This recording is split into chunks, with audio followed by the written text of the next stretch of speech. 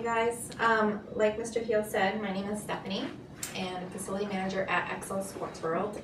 In a nutshell, like I spent the last class, I told them more about my career path, but since you guys are sports management focused, I'd like to focus more on that piece as the main content. I'd like for you guys to ask me a lot of questions. Excel Sports, we do a lot there. It's a huge sports facility. Have you guys been there? Yeah. So, in a nutshell, when I graduated high school, I went away to college, pre-med in Vermont. I wanted to be a doctor. And because I was, very, very good at math and science in high school, and, teachers recognized that, and I tutored some students that were having difficulty. So I just felt like that was my strength that I needed to focus on, and I really enjoyed it.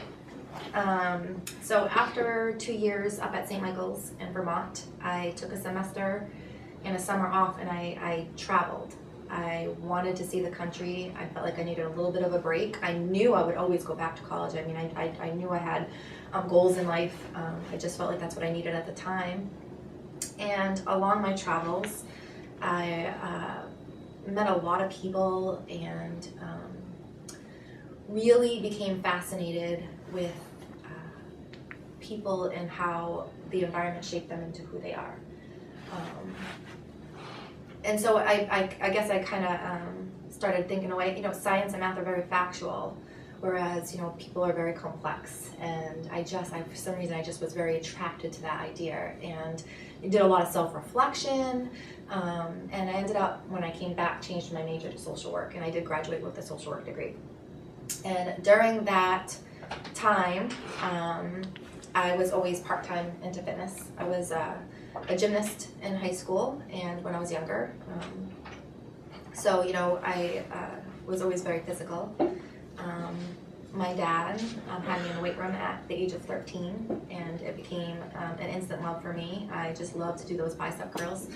And, I loved feeling strong. And I grew up in a neighborhood of boys.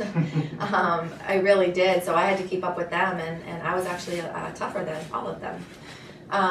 So I started at the Y. I became a member. I was a camp counselor there. I was actually, so I had a membership, and then I put that to use and started to work out there and start taking group exercise classes. And I was picked out of the crowd by one of the main instructors there.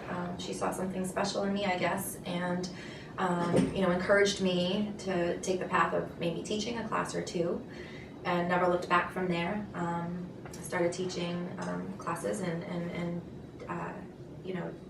was doing a great job. My classes were full. And then she became a mentor for me. I was watching her go through her process of becoming a trainer, and watching her career kind of take off, and I wanted that. So I made it happen, all while going to college and working in my social work field.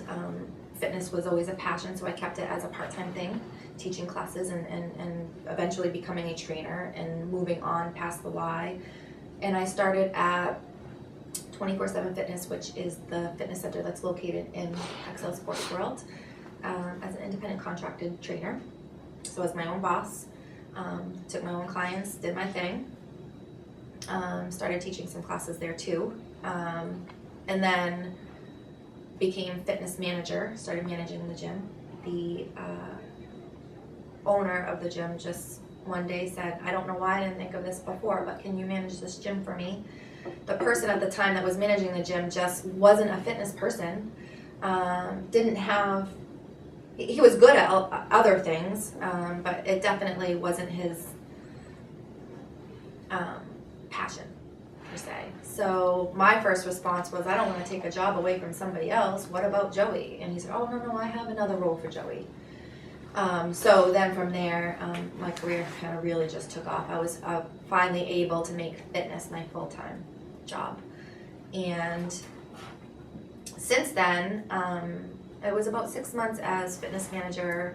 And at the time, Excel Sports World had bought out the rest of the building.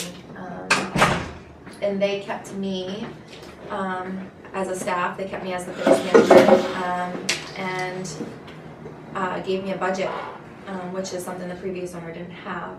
So I was able to make huge improvements in that gym with new equipment, advertising, started a group exercise program, a spin program, one of the best in the area, I believe. And I say that because people at other area gyms that have spinning programs come and take me my classes. And you saw my class. It's insane, it's crazy, it's fun, it's highly energetic, it's great. So, so a few months after XL ended up buying out the previous owner, buying out the gym, and they kept me, like I said, and gave me the budget, made improvements. So they saw within a few months time span, I took the gym from making $8,000 a month to almost $32,000 a month. Some months are better than others. You got your peak months where kids are gone back to school, so parents have more time for themselves. So they tend to. September is a good month for us. And from a management point of view, I have to think when to run specials. When is that time where people are more apt to sign up for a gym. And in September, I always run a special. I always run a special in January. The New Year's resolutions. We all know everybody wants to lose weight and get active. And then I also run one right before summertime because that is our dead time.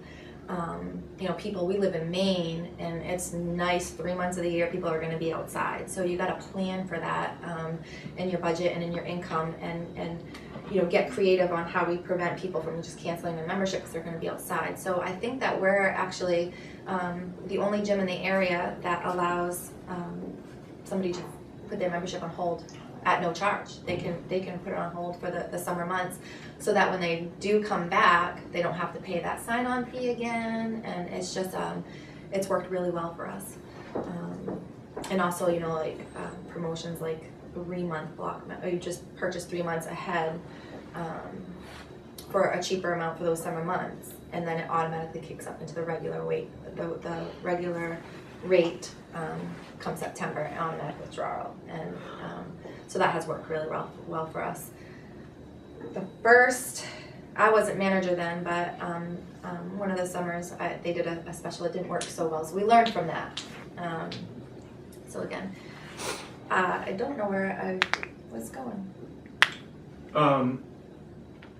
One of the things I was thinking of was, when you were kind of, starting out, did you have an idea where this was all going to go? Did you have a goal? I had no idea. So when I got offered the fitness manager position, like I was telling the other class, that was my defining moment in my career. I was like, okay, this finally, I've worked really hard. This is going to be my full-time job. And so I did really well. Like I told you, I got a budget and took the gym from $8,000 to $33,000 a month. And the owners of XL at that time were buying out the owner of the gym.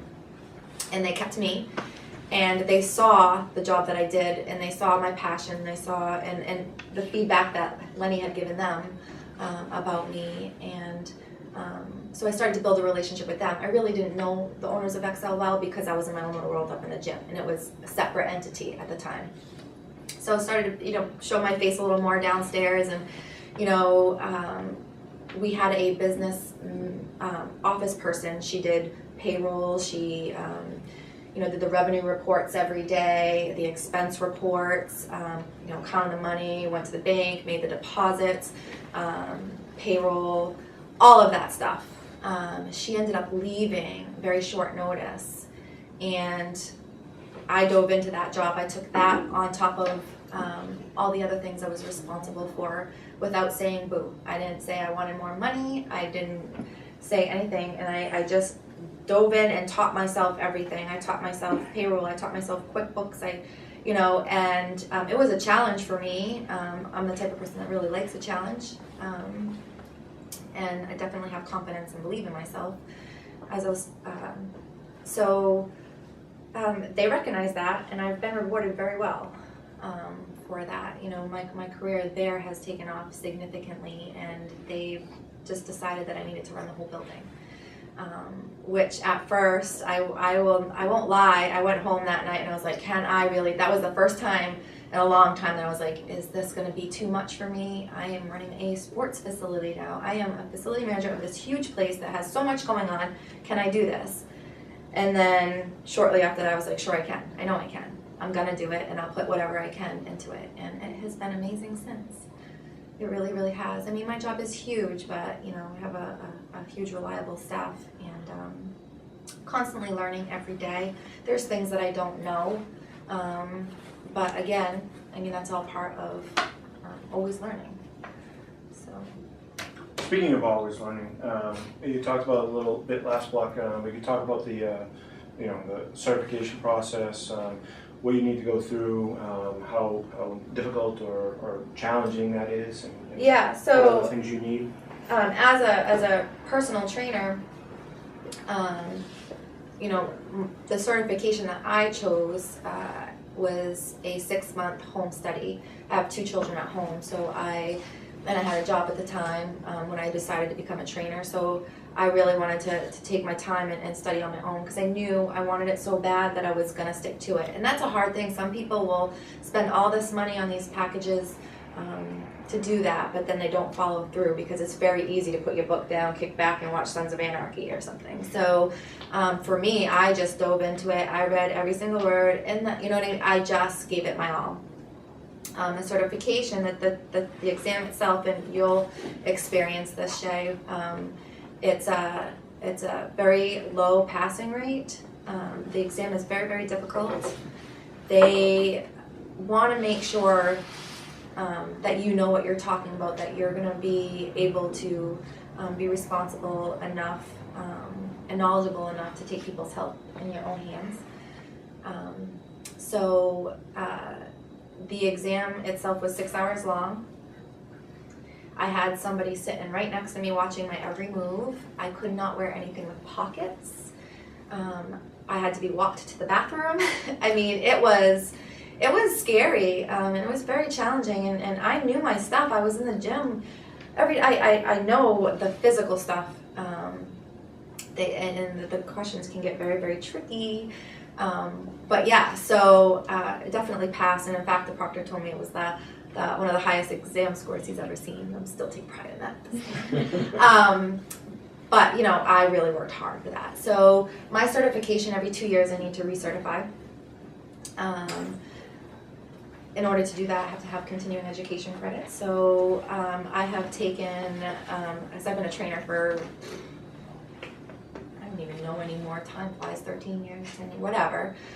So think about it, every couple of years I have to have so many continuing education credits. So I have I have a nutrition certification now, I have sports nutrition, I have speed and agility, sports coaching. I've just picked and chose sports injury prevention. So I'm constantly always learning, which is great, and adding more to my resume as I go along. Being in the position I am now, I have to at some point, I think, make a choice. Do I, because my job is huge. I can't even explain how huge my job is. It is huge. I'm doing the job right now of, because I manage the bar in the building too. I don't know if I mentioned that. Oh, no. And I know nothing about managing a bar, but hey, nobody else was going to do it, so I did it. I actually just hired a bar manager yesterday, so that's going to relieve a little bit of stress. So yeah, I mean, personal training is my passion, and teaching classes, and Shay could probably attest to that. She can probably see it radiating from me when I am doing what I do. It's what I love. It's who I am. It's what I was meant to do. As we're in a job, there is always, hopefully, in your case, there'll always be advancement. So, I'm at a point now where I have very limited time to train clients and very limited time to teach classes. So I'm now hiring people to do those things for me. So I'm having to let go of that stuff a little bit, which has been difficult. But the way I look at it is, I have a whole world ahead of me. And other things to focus on and do, and larger responsibilities, and I can give other people opportunities that other people have given me. This is an introductory level college course, so part of what I've been tasked with getting across to students is that there are a million different career choices within the sports management Yes. field, and a lot of that is going to a lot of what people get into is dependent on the people they know, Right. and their networking and how important it is to leverage relationships to get a job or to get a recommendation. Can you talk about how important that has been for you? Yeah, I mean, you just gotta put yourself in those situations where you're around those people that you're gonna be, and you need to show that you're thirsty, you're hungry, you want information, you just want to know and learn, regardless of you're getting paid or not. I highly encourage volunteerism, walking in and saying, what can I do? This is what I want to do in my future, and I want to be around people that can teach me those things, and taking those initiatives to show that that's what you really want. And I actually did that. When I first started at the YMCA teaching and things like that, it was on a volunteer basis. I loved it so much that I didn't care. I was getting my workout in, but I was motivating people, and that's how it was. And look at me now. I am running a whole sports facility. Never thought I would be doing that. So yeah, surround yourself with people, be personable, be confident, ask questions, be reliable, dependable. Just show these people that, and they're gonna remember you. They're gonna remember you, and they'll be the first people to help you out when you need it. And he's right, the sports management, you can do everything from being on the advertisement side to the financial side to the the admin to the recruiting. I mean, working with sports teams. God, it's huge. I want to ask you guys, what area do you think you're going to go in? What's the most interesting? I'm gonna like scouting. Scouting. Okay. Yeah, for hopefully a And- professional team. Yeah, so that's really cool. And a story I have about that, the owners, there's two owners of Excel. They're best friends, Karen and Chris. They're from England. And Chris's father was the commissioner for soccer. You guys all know that soccer's huge in England. It's their main sport, just like kind of football is Americans' past, football and baseball in America. So he was the one that recruited all the major players for all the major teams. So he had all these wonderful contacts. And then Chris and his buddy in college one day were kind of just talking to like, what can we want to start our own business. And in his father's attic for 3 years, using his father's contacts, Excel started as a travel company, as Excel Tours. I don't know if you guys heard about it. So they sell packages to different sports teams in the United States. I have sat in on a few. I sat in on one in Harvard University with the men's soccer team. And it's really cool because I'm in a position now, if I want to learn about something, I'd be like, hey, Chris, can I tag along?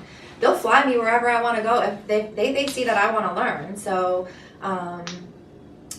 so I have that ability. But XL Tours is how they started. So it's a huge moneymaker. They took Duke University to Brazil for the World Cup for a week. You stay in nice hotels, eat at nice restaurants, get to meet professional sports players. You get to practice against them. You get to go to games, big ticket games. So it's a really neat thing. So from there, and then they opened up 5 facilities. We just opened up we're working on the 5th right now, renovating in Ohio, Dayton, Ohio. So we have Richmond, Virginia, Raleigh, North Carolina, Orlando, Florida, and Maine. The Maine facility is extremely different from the others. The others are just soccer and bar and cafe type areas. So you guys have been in the soccer facility. We have basketball courts, the 2 soccer fields, the fitness center. So it is absolutely huge. And so they're kind of basing our facility on how to expand their other facilities because we're killing it, absolutely killing it. So yeah, it just shows the whole contact and being around. I mean, yeah, it was his dad, but he took advantage of that and grew this massive company now. So yeah. Anybody else? What are you interested in? I'm not sure if I wanted a sports management. She just loves me so much. She had to take She had a to come class. in here. You know, And I know, Shay, you want to be in the fitness industry. And that could be anything. I mean, we talked about it the other day. So, I mean, it can be anything from gym management to training to having your own. So it could be anything. Working with college teams, stuff like that. But what about you? Management. Yeah. So, but that's broad. I mean, do you know it's you don't have any area, and that's good. Going into college and trying different things, different classes, and to see. But yeah, putting yourself in those situations. And you? Assistant coaching. Very cool. What's your what sport are you mostly I interested could in? try for soccer, but I kind of want to focus deep into basketball. Basketball. If you want, I can connect you with people that you can shadow. To have that, I have some. Reese. I just did tryouts for the basketball, and he said that he would do a few things, but it didn't really seem like it happened. I can make it. I make things happen. I do. I'm one of those people that I can make things happen. You remember me as a contact, guys. Seriously. My cousin goes there regularly to go work out. Yeah. So, but Reese, our basketball guy from London, the tall. I don't know if that's who you worked with or Nick, but yeah. I mean, I can get you in the door, and if you wanted to learn a little bit more about the basketball side of things, for certain. Just Brian, Mr. That'd be really Heel. nice to do. Yeah, guys. That's one of the things is when we have speakers in,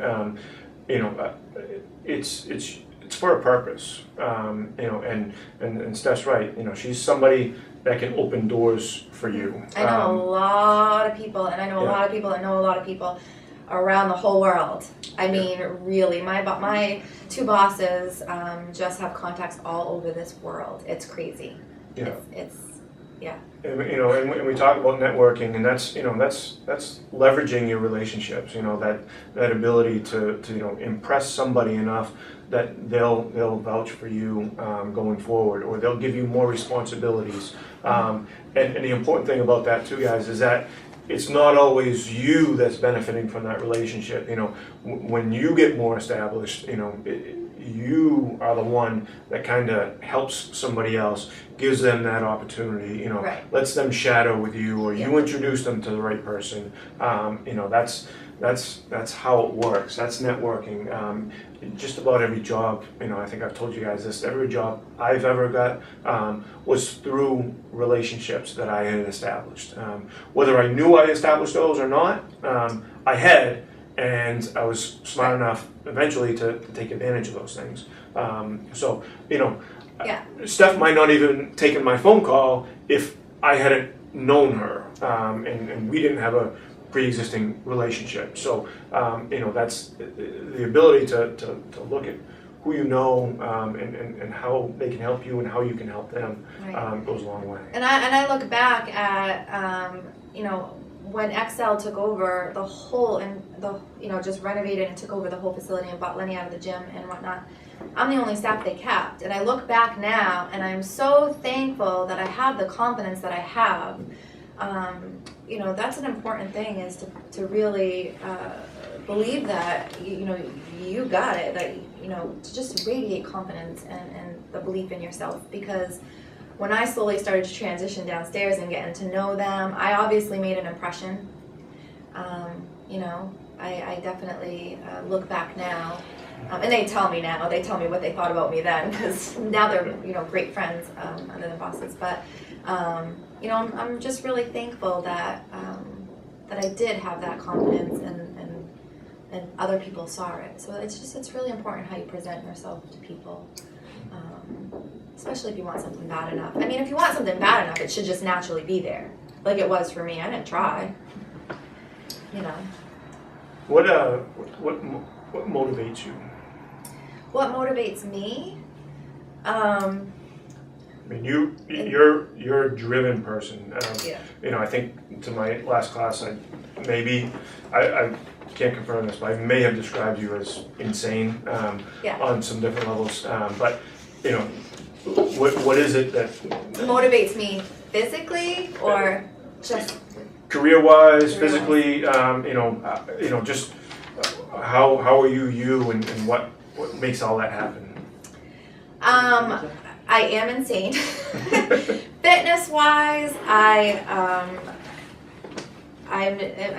take pride into just, I love being intense. That's just who I am. In the gym, I lift more weight than most guys. I love that. I love sitting on a bench and doing dumbbell flies with 55-pound dumbbells when the guy next to me has 40. I take pride in that. But I never rub it in anybody's face. But internally, I'm like, yes. But I just always striving to do better.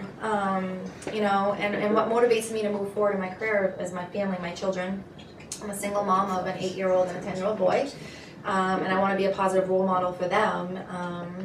You know, I used to run marathons, for example, which is, whoever wants to do that, I don't know. But for me, I've never run my first road race ever was 26.2 miles. If that shows the kind of person I am. I was like, if I'm going to run a race, I'm going to run the biggest one I can find.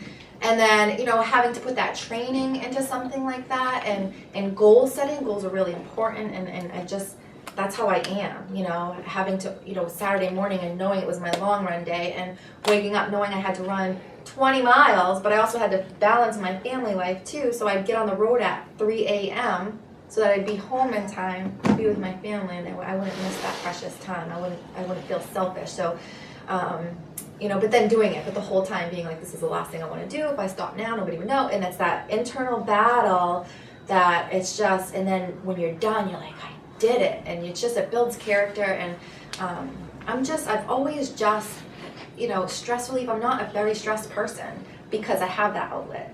You know, when I'm in the gym and doing my thing and feeling good about myself, that's what I use to relieve stress. You know, there's people that, you know, turn to food.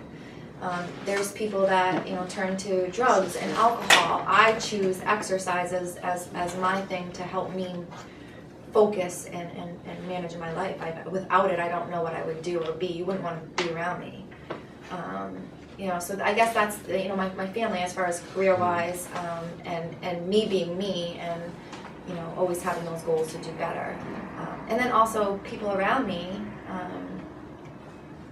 you know, seeing things in me that I don't even see and giving me opportunities is also motivating, because, you know, it makes you realize that other people recognize, you know, yeah, I can do this. If they think I can do it, then I certainly can do it. So yeah. When she answered that question, you know, you guys notice what she didn't say? Did she talk about money at all? No.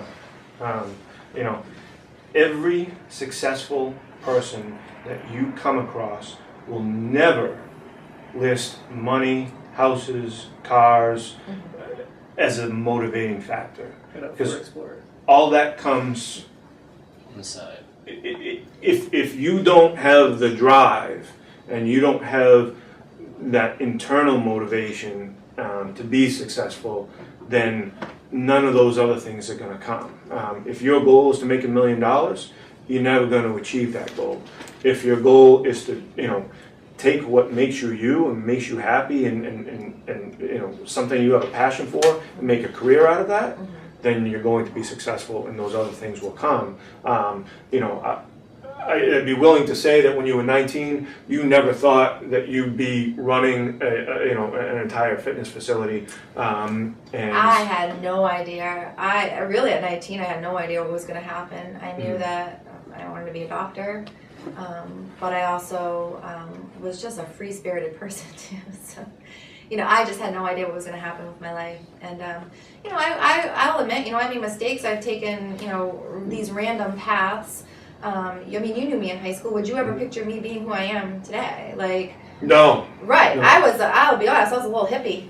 I was. And then when I went to college in Vermont, I had dreadlocks. I mean, I was a hippie. But doesn't mean to say that I was still not, you know, motivated or goal-oriented and things like that. So that's the other thing, is that surrounding yourself with people that are non-judgmental, because, you know, we're all very different. Like, I'm covered in tattoos, you would never know it, but sometimes I'm like, are people judging me because of that, you know? But we live in a different world now, and It's just to remain confident. But Mhm. yeah, I mean, I go to work every day and it doesn't feel like a job, and I'm just so lucky. Like, I will spend from morning to night there with a smile on my face. It's part of who I am, and because it's a passion, and you know, I really just, you know, like I feel so incredibly lucky. I've had those jobs where I was miserable. And I was telling the last class, you know, when you're staring at the clock, you can't wait to get out because it is just a paycheck, and that's not a good feeling. It makes other areas of your life, you know, not as satisfying either. So, you know, I got really lucky. I didn't give up, you know. I just, yeah, recognize my opportunities. It's okay. Yeah. But you remember you have my contact information. Yeah, so I'll definitely be emailing you. Okay. See you. Thank you. See you tomorrow, Sean. Anybody else have any questions? Come on, Mike, you're a big workout guy. Yeah. You must have some questions. You know? What sports do you play?